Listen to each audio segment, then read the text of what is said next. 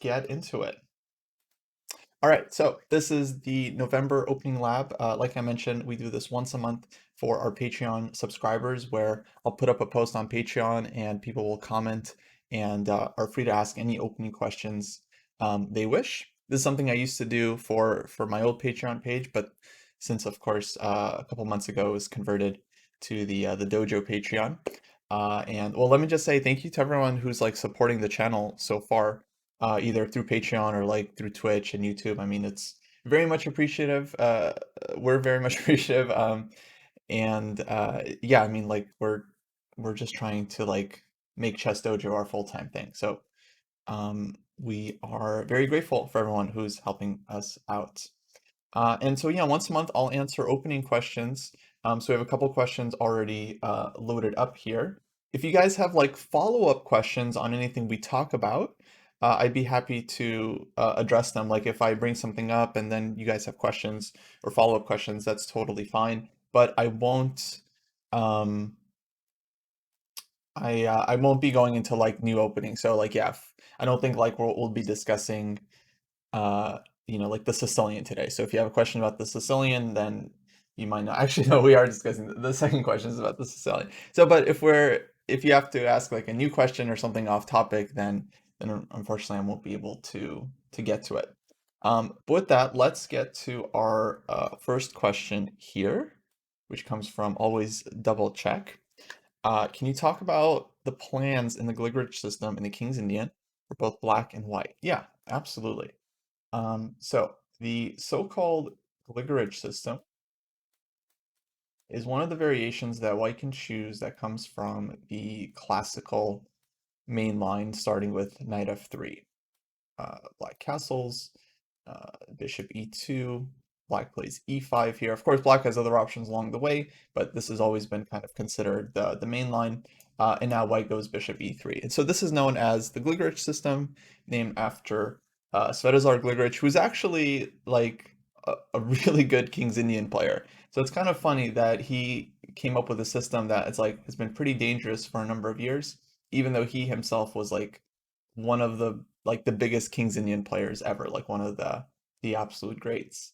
Oh, let me put up this timer because I don't want to spend more than maybe I think we only have 3 questions today.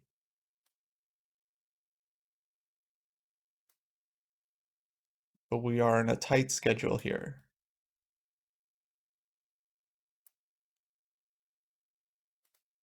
So I want to give myself, we'll say up to 12 minutes. Okay, per question.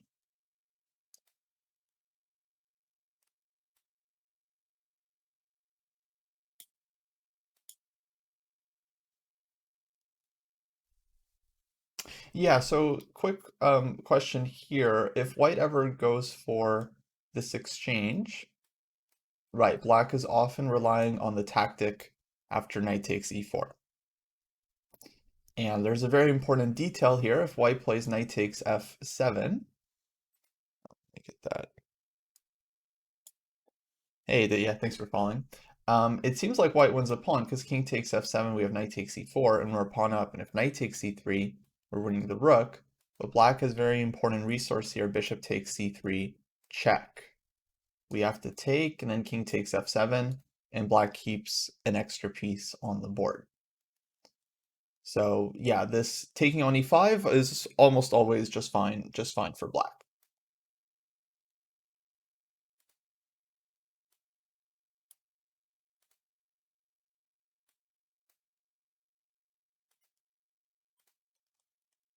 Right. So bishop e3 is the Grigoric system, and basically the move itself is very simple. You're just developing the bishop to a good square where you kind of support your center. But there's going to be a lot of nuances. Um, of course, the main line, just for reference, is castles, where black has a couple of moves, but classically the main line has been considered knight c6, this line. And white is asked to push d5, black plays knight e7, and we get the Mar del Plata variation with knight e1. We have the bayonet attack here with b4. Tons and tons of theory, like thousands of games. The verdict still very much up in the air here. Like these positions are just considered super, super sharp. But they have been and continue to be played at the highest levels. Guys like Rajabov, Grishcha, Giri, Nakamura, all playing, this position from black at some point. And yeah, theoretically, black is often struggling, but it's a King's Indian, so it's like black is always having chances here. Even if white is really well prepared, the positions are so sharp and so complicated, and so much is on the line that black's chances in practical terms are often not worse. And as a D4 player, I can tell you guys that I've lost many games in this position before I realized that maybe it's not the most practical choice from white's point of view, because black kind of gets all the fun. So with the Grigoric, white is playing bishop e3, and again, the bishop is often going here, but it's pretty critical that white hasn't committed to castling kingside. I don't know if this is like the main idea, but to me, this has always been one of the most important points. Because if black plays knight c6 here, then white pushes d5, we get knight e7, and here a very critical move for the whole variation, knight d2. And the point is that white is controlling the g4 square, and we're not going to be bothered with knight to g4. Now, some of you guys might know in this position, one of black's absolute main moves is knight g4, which we'll get into and is, of course, very critical for this variation. And obviously, this is a big drawback of playing bishop e3 early, is that you just get hit with knight g4, and then we have to do something here. Then the lines typically continue bishop g5, and then black has a couple moves like f6 and queen e8, and so on. I don't think we're going to get into too much of the theory, but I just kind of want to lay out like the picture of what the Grigoric looks like. So on bishop e3, if black just plays the kind of typical way, knight c6, white pushes d5, knight e7, and we get the same exact structure. Here again, the difference after knight d2 is that white hasn't castled kingside yet. And this is kind of a big deal because in all of these positions, black is the one attacking on the king side. And if white's king is on e1, that means a couple things. Number one, obviously, the king can always go to the queen side, and you can simply castle away from the attack and onto your strong side of the board. Right? In this case, white is the one that's very strong on the queen side. And then the second kind of benefit is that sometimes white's rook is actually useful on the king side in these positions and on the h-file. So that's kind of like a nice little thing for white. Like the rook on f1 when you're castled doesn't help your defense that much, but the rook on h1 can actually make things a little bit tricky for black. So the plan for here, from white's point of view, is to push on the queen side as normal, b4, c5, rook c1, or a4, a5, bringing this knight to c4, trying to create some queenside weaknesses, in particular the d6 pawn or the c7 square. These are very, very common targets for white to play against, and all while keeping the king on e1. And this bishop kind of locked in on this diagonal, not giving black's knight any kind of active moves. So what black can and often does is they'll go knight e8 here. They'll just go for the kingside play anyway, and we often get a typical King's Indian race, where this kind of thing is very common. White will play f3 here, f4, bishop f2, g5, and black can kind of make all of their normal moves. But as far as I remember, these positions are considered quite nice for white, because again, you're getting all of your typical queenside play, and it's kind of like a normal position, except your king is actually a lot safer on e1 than it is on g1. On g1, your king is just kind of like a sitting duck for black's attack. On e1, you can always escape to the queen side, like I mentioned, and then you're doing totally fine. And if black goes crazy, trying to open up the king side, well, at a certain point, we're just going to have a position with opposite sides castling where your opponent has just opened up the king side for you and for your pieces. And so that the tables can really turn very, very quickly in these positions. So long story short, I think, okay, we spent a lot of time here. This is kind of, I think, one of the more devious points of the Grigoric is that on bishop e3, knight c6, we get a very, very good version of kind of like the mainline classical positions. I saw some people were asking again about this position after castles knight c6, d5, knight e7. I don't know like the exact numbers here, like I don't know how well black scores. But in practical play, it seems like black is doing fine. And I remember hearing someone recently who was saying that this is just, oh, I think actually it was Shanklin. Shanklin was saying that these positions are doing absolutely fine at the top level.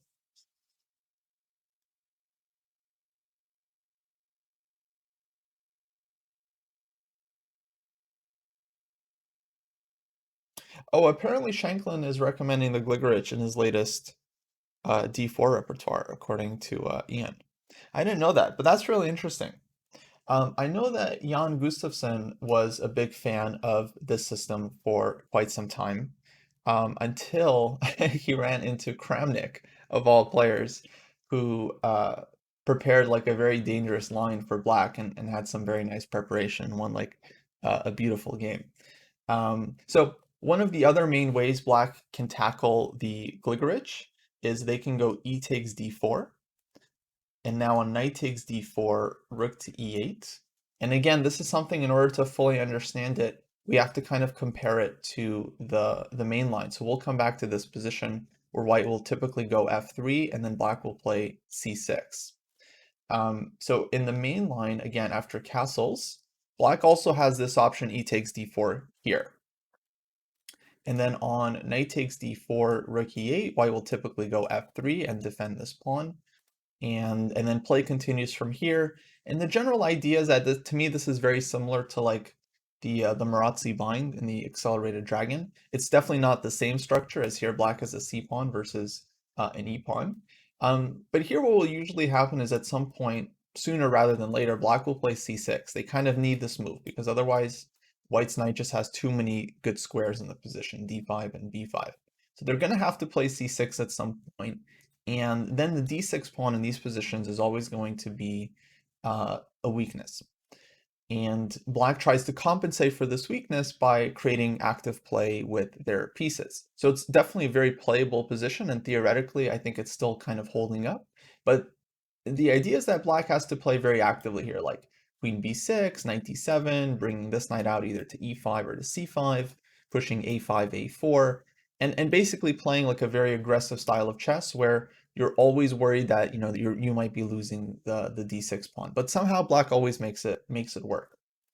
So long story short, these positions I would say are very playable, very double-edged. I mean, white might have some advantage if you're super well prepared, but it's certainly not an easy position to handle. But when white plays bishop e3, it actually makes things a little bit worse for white. So this becomes even more playable for black. And the difference here is that the bishop is on e3. So here after c6, if white just castles here, which I don't think is the main move, I think white is mainly playing bishop f2 if I recall correctly, but I could be misremembering that. If white castles here, now black just has the immediate d5. And this move is a lot stronger when white's bishop is hanging on e3. So obviously now we can't really take with the e pawn. So there's this game between Jan Gustafsson and Kramnik that I would encourage you guys to check out if you want like more detail on this position. If I remember correctly, it went something like take knight takes d5, I think is the move. Knight takes d5, c takes d5, and like queen b3. I think this is how it went. And then Kramnik came up with this idea to play like a5, a4, and then ended up winning with this a pawn the in the endgame. I'm not sure if I'm getting the exact move order right, but I think it was something like this. And I'm sure you guys can find the game. If the bishop was not on e3, then just to quickly show the difference, rook e8, f3, c6. So here white gets to make a move. Bishop e3 would not be the move we would make if we could play anything here. I think the main line is king to h1. And if black plays d5 in this position, it does seem like they can do it, at least like the pawn is defended and we don't have e5. But I think this move knight b5 is kind of annoying. Wait, actually, I'm not sure if I'm quite getting this right. Might be another move here that's actually decent for white? Because knight b5 will run into a6. But it might just be e takes d5. Let me check this. Oh, bishop g5 is the move. Okay, that makes sense. Yeah, sorry guys, sometimes I just don't remember things. But bishop g5, and I believe white gets a nice initiative here. Oh man, my time's up. Oh boy, that 12 minutes went by so fast. Um, okay, so let's go back to the Grigoric and we'll wrap things up. Um, So with bishop e3, white is trying to get a better version of these lines in castles, but it does give black some additional options. For example, e takes d4. This is one option where you might have to know some theory here. Again, f3. And then the idea is often to play bishop f2 here so that you get off of the e-file. But of course, this is coming at the cost of our development. So black can go d5 anyway. And then I think white usually plays takes, and c5 here tries to keep the position closed. We'll castle kingside at some point, and we get kind of a, it's kind of like a mix of a strategic and tactical game. I would say it's still pretty dynamic, where both sides will have weaknesses. White has played f3, black has this IQP, and it'll be a very double-edged position. The other big line in the Grigoric that we honestly just didn't even start to touch is knight to g4. And I would say these are kind of like the critical theoretical lines where black knows that they're not getting a good version of the classical variation, right, with knight c6, so they feel like they have to punish this move in some way. Knight g4 is a very natural move to consider because, of course, it hits the bishop, and white almost never wants to give up this dark square bishop, so white really has to keep this one. Usually the idea is to play bishop g5 in most cases, and then black has a choice. I would say f6 is probably the typical idea here for black, when then white has to choose where to put the bishop. I don't want to get into it too much from here. I'll just say if you play bishop h4, then your bishop doesn't help on the queen side, but it does kind of make things a little bit more annoying for black on the king side. So bishop h4 keeps things a little bit more uh, dynamic in the sense that now we have ideas of like playing c5 and trying to take on e5 and exploiting this pin. But the drawback to bishop h4 is that your bishop doesn't get to contribute on the queen side. Whereas bishop c1, the bishop stays quite flexible, and here white will play h3 and then bring the bishop back out to e3. But of course, bishop c1 is losing a little bit of time, and it won't be as difficult for black to create their play on the king side, specifically with this f5 break. So bishop h4, bishop c1, this is always a very big choice white has to make, and there are a lot of nuances. But yeah, that is something for d4 players to decide. Okay, Laurent is asking, would I say that King's Indian requires more time than other defenses to 1d4 to learn and be comfortable with because of the variety of positions arising? I don't know, I think they're all kind of hard. I think maybe Nimzo is a pretty simple opening, but if you play the Nimzo like this, then you still have to deal with like knight f3. So there's going to be a bunch of um, positions here. So I don't know. I think they all have their ideas, and they're all quite tricky. Like Grunfeld is complicated, Queen's Gambit Decline is complicated, Slav, maybe Slav is kind of simpler compared to the King's Indian, but it does feel quite manageable from Black's point of view. There's a question about h3. So right, so some players want to play h3 earlier, and they'll even do it all the way back here. And the idea of this move, which is very, very common nowadays, is to try to prepare g4 and get this kingside pawn storm going. So this can be a lot of fun for white. But it's also, in many cases, meant to secure the e3 square for the bishop. So this is a very, very logical move. But the drawbacks to h3 are hopefully clear to everyone. Number one, it's a tempo, so you're moving a pawn in the opening. This is okay. But the other kind of important drawback just to remember is that when you play h3, if you end up castling kingside, well then this pawn is going to be a hook for your opponent's pieces. So it doesn't necessarily help your chances on the king side if you end up castling there. So h3 is a move very much connected with often going queenside. Okay, we're way over time, so let's move on to the next question. Hopefully that helps. Always double check. All right. So next question is from John Jernigan. Let me get this capture right. There we go. And John asks, what are Black's key ideas in the 2 knight of 6, 5 e6 Alapin? I've been working from the Contronius GM Repertoire Anti-Sicilians book. For instance, an important tabia recommended by the recent Chessable course seems to be b4, c5. Okay, bunch of moves. What are some ideas in this position? Are there any GM games in this line that you think illustrate the ideas well? Yeah, good question. The Alapin is a really interesting opening, I think, for both sides, and it's quite popular at lots of levels. So let's put it on the board. And I think this is meant to be asked from Black's point of view. Right, what are Black's key ideas? So e5, knight d5, d4, takes, oh, I think I missed the move, sorry. Knight f3.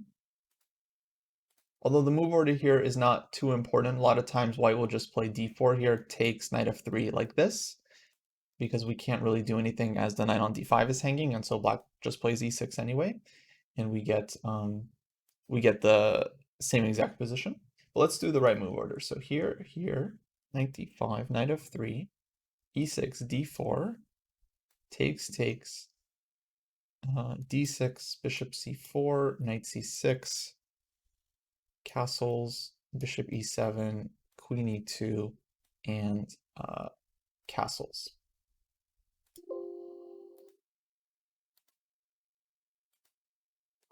Okay. Let me get set up here.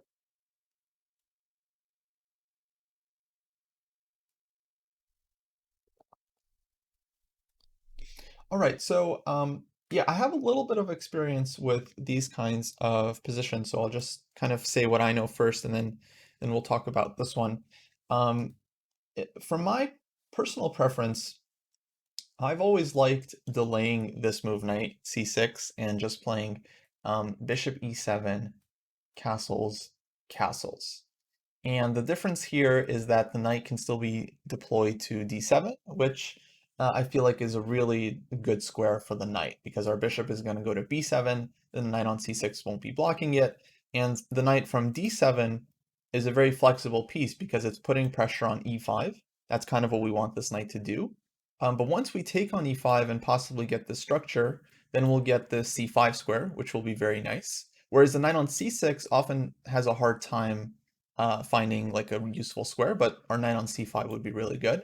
And if things go wrong on the king side, the knight on d7 can always be put on f8 to defend. And we all know the famous phrase, with a knight on f8, you don't get mated, or however it goes. And that's true, actually, that's true.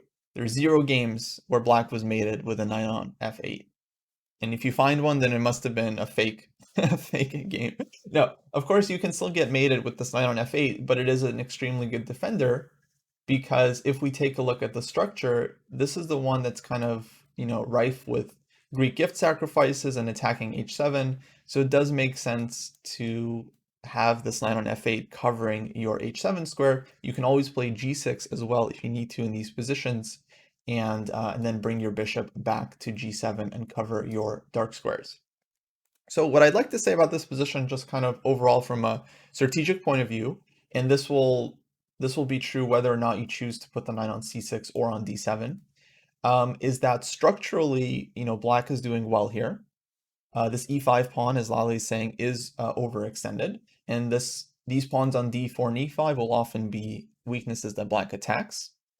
And in return, white gets some kingside chances because they want to play like queen e2, queen e4, bishop d3, force black to create some weakness with g6, and then play like h4, h5, bishop h6, and basically just try to checkmate black on the king side. And white certainly has a powerful attack, so much so that if black is just wasting a bunch of time on the queen side, then you're going to get mated. And that's what often happens in these positions. And I think that's why the Alapin has a pretty decent reputation. At least I think it has a better reputation than it deserves, in my opinion. Because objectively, when I play the Sicilian, honestly, I'm always happy to see the C3 Sicilian. I'm like always happy to see it. Because in the C3 Sicilian, what you usually get is you either get the IQP positions, where you're playing against an isolated queen pawn, and if you know how to handle those, then those can be very pleasant to play. Or you get a position like this, which is honestly just very similar in nature to an IQP because it's kind of the same thing, right? It's like white has these structural weaknesses that black puts pressure on. Black has this really nice d5 square, the blockading square, and has good squares for all of their pieces. But in return, white will get some attacking chances. So it's not like the easiest position for black to play, far from it. But I do think it's a good one because you never have to worry about creating winning chances, for example, because when you have a better structure, you always have long-term winning chances, right? If you get it to some endgame, you're always going to have the better structure, the better position, and you can, and I have grinded many wins from this position just based on having a better pawn structure and less weaknesses. So I want to talk a little bit more about this position. So let's say white plays queen e2. This is kind of the typical plan. I remember learning this line from, I think it was Grandmaster Robin van Kampen series on Chess24, um, which was about the Taimanov Sicilian, but he also covered a lot of these variations, these anti-Sicilians. Because if you're a Sicilian player, the anti-Sicilians you're going to be seeing, I think, just as often as the main lines, depending on your level. So of course they're very important to look at as well. And he showed a very cool idea here with b6. I think white often plays queen e4 here. Not often, but this is kind of considered the main line. And the idea is to play like a quick bishop a6 and try to trade off the light squared bishops. And this is already kind of showing one of black's like key strategic ideas here. If you can trade these bishops off, then white is basically left with nothing to attack on the king side. And from black's point of view, this bishop on e7, honestly, this is the real MVP in the position because it covers the g5 square and white has a really hard time getting the knight to g5. So basically you defend the king side here quite easily. All of your pieces start creating counterplay on the queen side, like rook c8, knight b4, try to use some of these squares. And I would say black is like already better here. So this line is based on kind of a cool tactic that I'll show you guys just for your own knowledge. Because if you don't know this one, then it might be confusing as to how it actually works. Because after bishop a6, it does seem like white can take on d5. E takes d5, queen takes d5. And white is hitting the rook, has already won a pawn. But this doesn't work because black has really strong move here, knight c6. This is actually one of the coolest tactics I've seen in like the opening. I really like this one. So the first point here is that if we had just taken the rook on f1, then white would take this rook on a8. And I think we might have some compensation here, but we are down a pawn and our bishop is hanging. So definitely not a clear position. But instead, black plays this move knight c6, giving up the knight for free. But now after queen takes c6, of course, this rook is defended. Now black takes on f1. And if king takes f1 here, white is temporarily having two pieces for the rook, but after rook c8, we're winning one back. And so black is going to be up in exchange at the end and completely winning. So kind of a nice trick to know if you're going into this variation. It's a very specific knowledge, but it is kind of a fun idea. So because of this trick, after bishop a6, white can't just win material. And I believe the main move is to play like b3. And okay, there's theory here. It's like b5, bishop d3, g6, and the line continues, knight d7. And again, black's main idea here is to play knight to d7, take on e5 at some point, leaving white with this isolated pawn on e5, or kind of semi-isolated e5 pawn, and then creating this c5 square for the knight. So this is kind of one of black's typical ideas here. Of course, there are many different ways for white to play. In my experience, many players simply play this move knight c3, in this kind of position, or even earlier, they might play it all the way back here. I feel like almost 50% of my games will feature an early knight to c3. And so this one is kind of worth knowing as well. Should be 7 castles, castles, queen e2. Let's say knight c3 here. Black is almost always taking on c3, and then white is going to be left with a bunch of these weak and isolated pawns on the queen side. I say c3 is isolated because one day, we're going to play queen c7, we're going to play knight d7, we're going to take here, and white is probably going to have to take back with the pawn at some point, and then the a pawn, the c pawn will be isolated, the e5 pawn will be weak, and so this will be the play that black is going for, just playing against these weak pawns. So yeah, I want to show one interesting idea here. I remember when I was studying these positions, I found the following line just very, very instructive.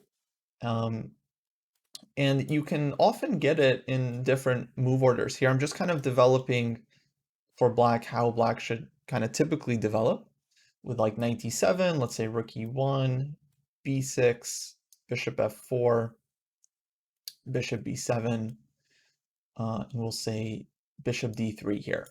So this is a very typical position. I've probably had this exact position a couple times in tournament games and like a bunch of times in blitz games, or maybe something very, very similar. And actually, let's throw in rook c8 and rook c1 because, okay, black doesn't really want to take this pawn. This one is going to be extremely dangerous. So rook c8, rook c1. And this is a really typical position, and it's this idea that black is kind of playing for. So the idea is quite surprising actually at first, but it's to take bishop takes f3. I remember seeing this one in a couple of like GM games when I was just studying these positions. I was trying to like learn the opening, I was looking at model games, and I remember seeing this capture multiple times in different games. And to me it was always very surprising because we are giving up kind of our best piece. But the point was to take away a defender from the e5 square. So after queen takes f3, d takes e5, white doesn't have a great way to recapture here. If they want to keep their two bishops, they have to take with the pawn. And then we just get this beautiful structure where we're just playing against 3 pawn weaknesses in white's position. Here black has to play a very important move g6, just to make sure that the light squared bishop feels shut down, because we've given up our light squared bishops, so now we have to use our pawns to fight for the light squares. And after this move g6, I would say that strategically black is just in fantastic shape, because we have a very good dark squared bishop. This bishop can come back to f8 if we need it to defend the dark squares. If we ever trade bishops off, then we're left with a good knight versus bad bishop scenario. And whatever exchanges happen, black is just happy because the more exchanges you get, the closer we are to an endgame where these weak pawns on the queen side are the only thing in the position. And so once we get to some rook endgame or queen and rook endgame or like knight versus bishop or bishop versus bishop, black is just better in every endgame. And so this is really just a very pleasant position to play. I remember even seeing a game with opposite color bishops. What ended up happening was this bishop was traded for this knight.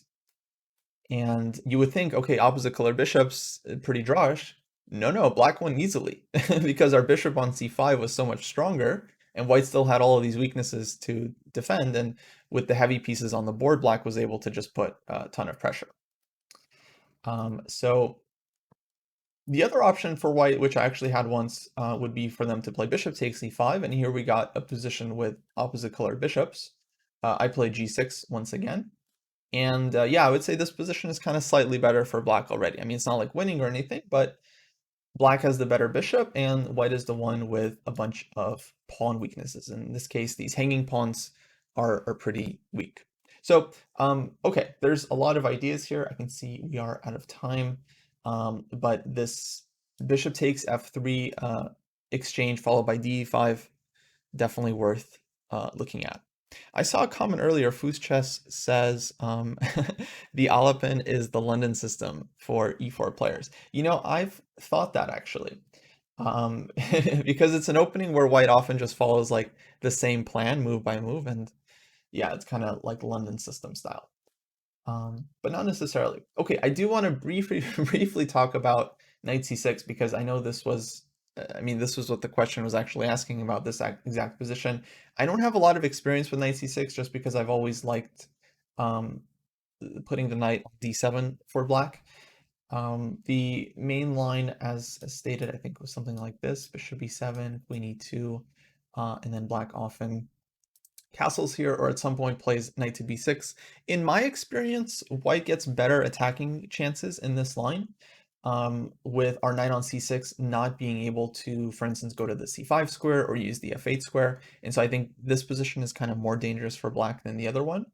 Whoops. One game I think would be worth checking out, John, if you're listening to this later on YouTube or something, is the game between my friend Mark Esserman that he played against Vishy Anand. So Esserman, as you guys know, is of course a big Smith-Morra guy, and we're going to be talking about the Smith-Morra later on. But in the Smith-Morra, one of the best things about it for black is that after c takes d4, c3, if black wants to, they can transpose to the Alapin Sicilian with knight f6, and this is what a lot of players did, and this is what Vishy did against Esserman. Presumably, you know, because he didn't want to go into like the Smith-Morra against like the guy that wrote the book. Like, I mean, Vishy's a very strong player, but Vishy's a very strong player, but he is he's also quite practical. So they ended up playing an Alapin Sicilian, and I think they ended up getting this position, if I recall correctly. And that game ended in a draw, but Esserman, I mean, he was doing really well. So that would be a really interesting game to study if you want more detail about this position. Okay, let's go to the next question. Hope that helps, John. Yeah, I mean, Esserman has, yeah, fantastic results in the Morra. So yeah, I can understand why players wouldn't want to go into that against him. All right, last question is from Ian Lamb, longtime supporter. Ian is asking, what's the best way for black to meet the exchange? Queen's Gambit declined in ChessDojo's view. d4, d5, c4, e6, knight c3, knight f6, takes, bishop g5. Okay, classic line.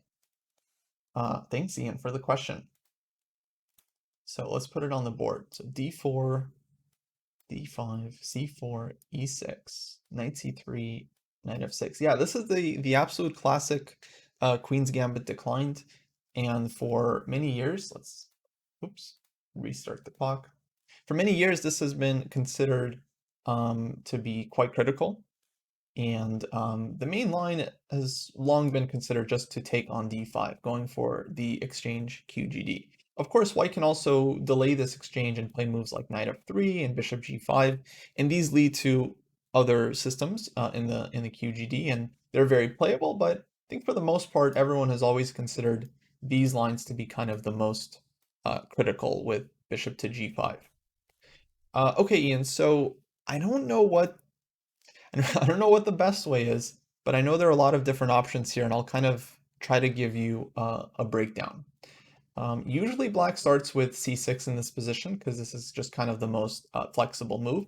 The bishop will often go to e7, but there are cases where you can put the bishop on d6. So it makes sense to start with c6.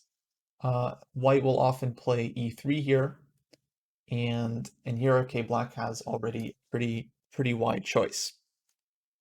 Yeah, so this is the Carlsbad structure, exactly. And in the Carlsbad, there's many different ways to play it. I would say the classical way has always just been considered like bishop e7. White puts their pieces on this diagonal. Let's say queen to c2, hitting the h7 pawn. So black has to play either h6 or knight d7.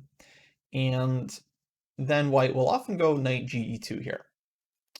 And this is I would say this is still considered kind of the most optimal setup for white in this position because the knight on e2 is very flexible. White here will castle kingside, play f3, and either play for e4 and play in the center, or they'll go for the classic minority attack that we all know and love, rook b1, b4, b5, and so on. Okay, a lot of good questions in the chat. So yeah, there's a lot of variations here, guys. So if your question is like, you know, can't you do this one move somewhere? Then you're probably right.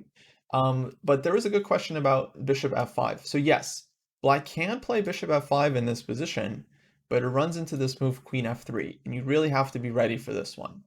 So this is a very playable system for black. And a lot of like top players will go here. Like I think Kramnik was playing this for a while and holding it. So the idea is black will play bishop to g6, then white will take on f6. Black should go for the endgame.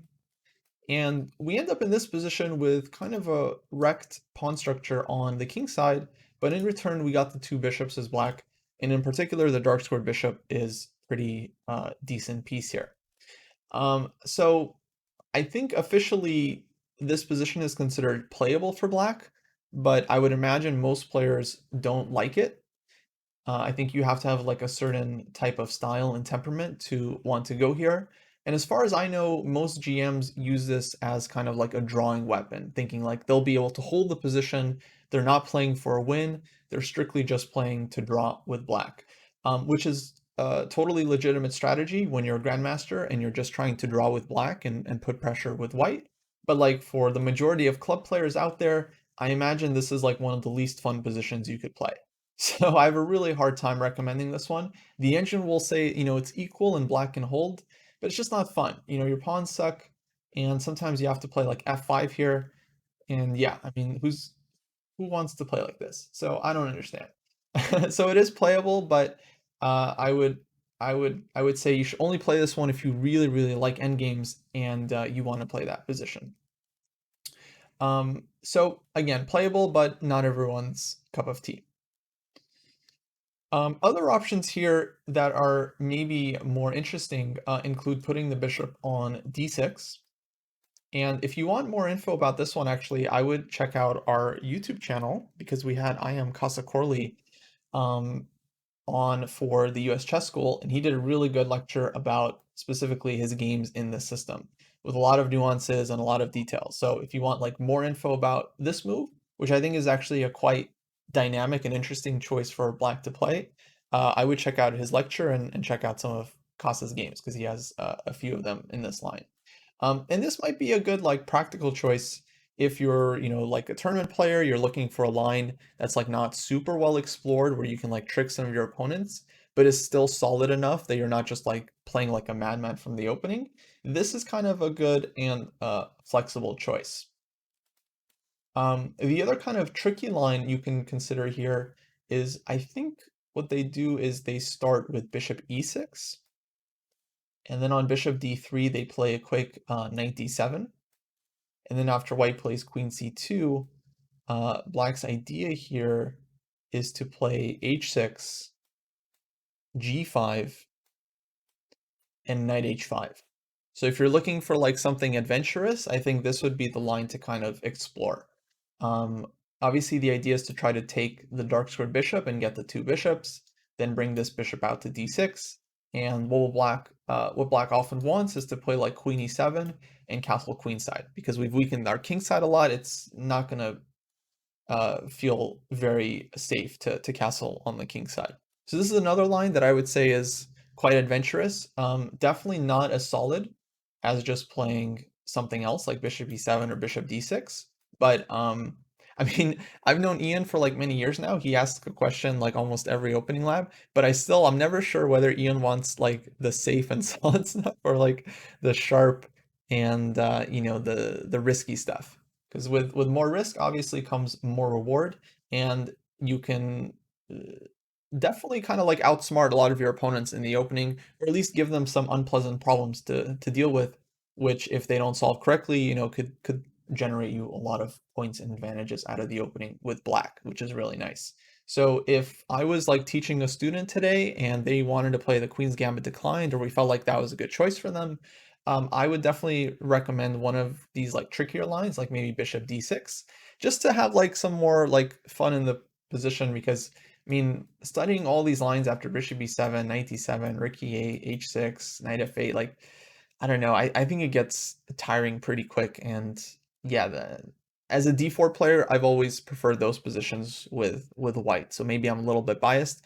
I'm sure black is I'm sure black is solid in these lines, but it always feels like white is just playing for a small advantage playing for 2 results, and black doesn't really have a lot of upside.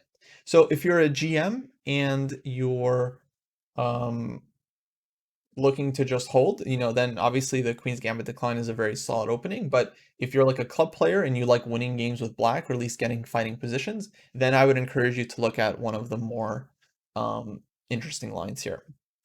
Okay, good question. What's the main advantage of playing knight f6 instead of bishop e7 to avoid the bishop g5 line? And I think that's a very important question, actually, to ask.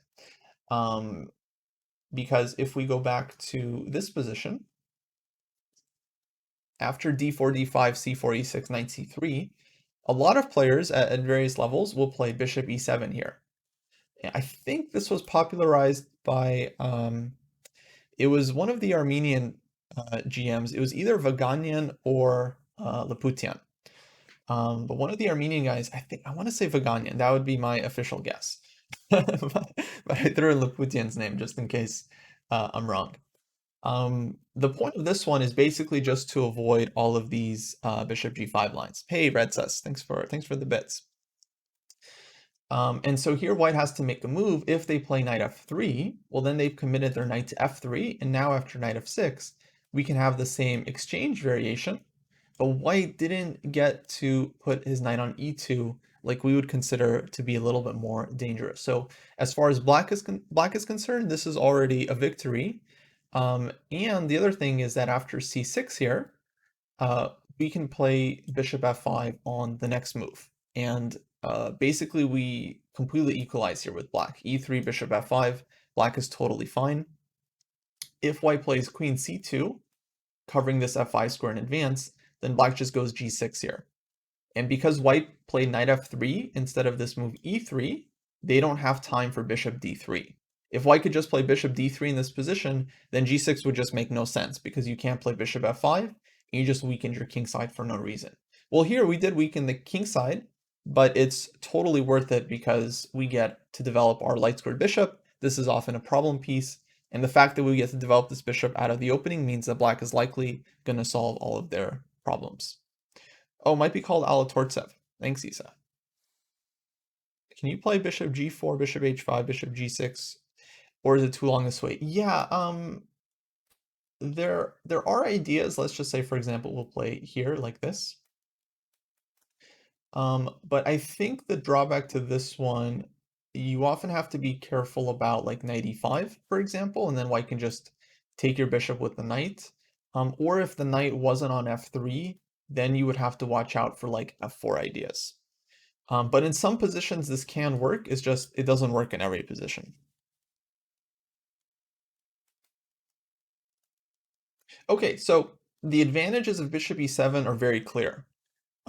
You force white to make a move, and because they want to go takes bishop g5 and they can't, then they have to do something that's not as flexible.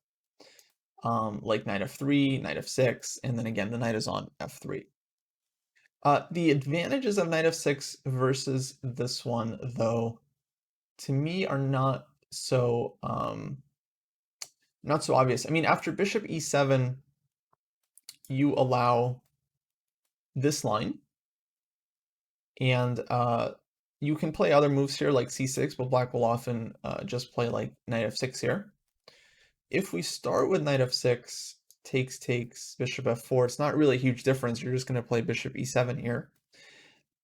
So yeah, like from my point of view, maybe I'm missing something, but I've always felt like people only play knight f6 strictly because they're happy to face this line. Like this is not something they think they need to avoid. So there's no reason to play bishop e7. The other thing I'll mention is that a lot of players who play this position won't use this move order. So they'll usually play a Nimzo move order, because by doing this thing and threatening the Nimzo, you can get a lot of players to play knight f3. Like myself, I would often just play knight f3 here because I don't often want to deal with the Nimzo. But if white plays knight f3 and we go d5, well, now we get the QGD, but white has committed their knight to f3, right? And so again, they don't get this nice version that we were talking about earlier because the knight can no longer go to e2. Oh, Tom Catalan has a good point. Thanks, Tom. So in this line, again, we're talking about whether black should play knight f6 or bishop e7. Um, if white goes here, takes, bishop f4, yeah, black can go bishop d6 in one move. And this is kind of a nice advantage. Whereas in these other lines, if we played this one, bishop f4, I think I mean, it's considered kind of passive, but I think there is a line where black goes c6 and then bishop d6 and then tries to equalize. And again, it's like an equalizing weapon, but it's not going to be a lot of fun for black. Okay, I know we're out of time, but one last line I just want to mention is here.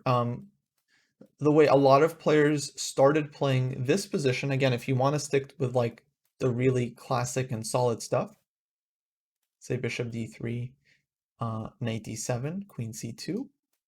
So instead of castling here, one of the big main lines has become to play either knight h5 in this position or after h6 and then knight h5. And I think the verdict is still out. I don't know if I don't know if it's been determined whether it's better to play h6 or not, but basically let's play without it. The point is after knight h5, bishop takes c7, queen takes e7.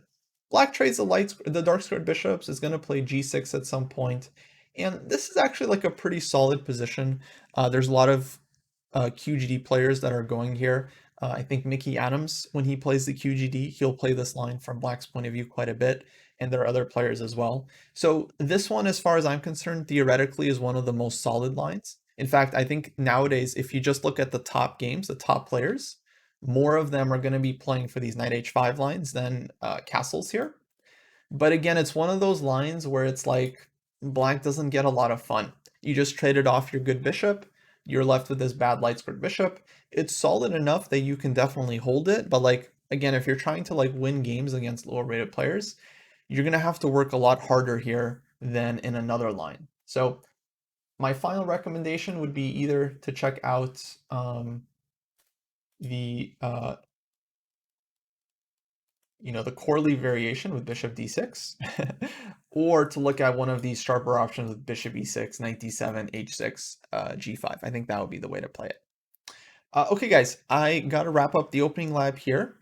I know there's a bit more questions, but I just don't have time. And also, this is mainly a thing we do for our Patreon subscribers.